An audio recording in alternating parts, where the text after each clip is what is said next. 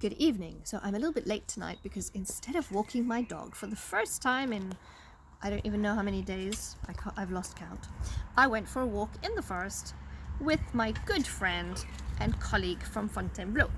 So I'm a little bit late. So during confinement, we applauded our essential workers. So some of those essential workers were, of course, doctors and nurses and surgeons. So today I want to talk to you about different job titles in English. And some of these might be what you want to do one day, or maybe what your parents do. So possibly your dad could be an airline steward. You know, he serves the drinks when you're flying. And your mum could be a pilot and fly the plane, because this is the 21st century. And women can do anything men can do better. Right, and you might want to take care of annoying, noisy dogs, in which case you would study to become a vet. Now, the real word is veterinarian, but we very rarely say veterinarian in English. It's just too long and complicated. And so I think a new essential worker after confinement could be a psychologist, because we all need to go and, offload some of the things we've lived through in confinement. So remember, it's psychologist. The P is silent. Okay, but if you're good at drawing and you're creative, you might want to become an architect. Architect, and design houses, buildings, and bridges.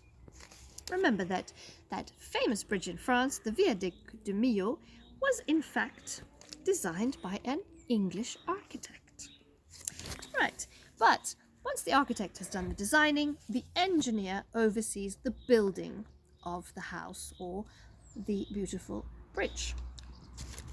However, sometimes things go wrong. And when things go wrong when you're building a house, you might have to call a lawyer, who will then deal with the legal problems you may be having. And if it goes really, really bad, you might have to find a new place to live in, and you might have to rent or buy a new house, in which case you'd call Stefan Platzer, or a real estate agent, or a realtor.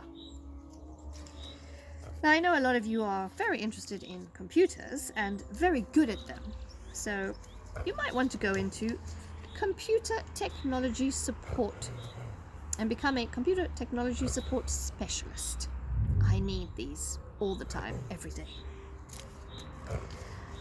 Right, also in computers, you could be a hardware engineer. That means that you build computers. You work with the actual computer, not the computer programs. If you work with the computer programs, you are a software engineer. You create new programs and packages and platforms that work, not like the ONT.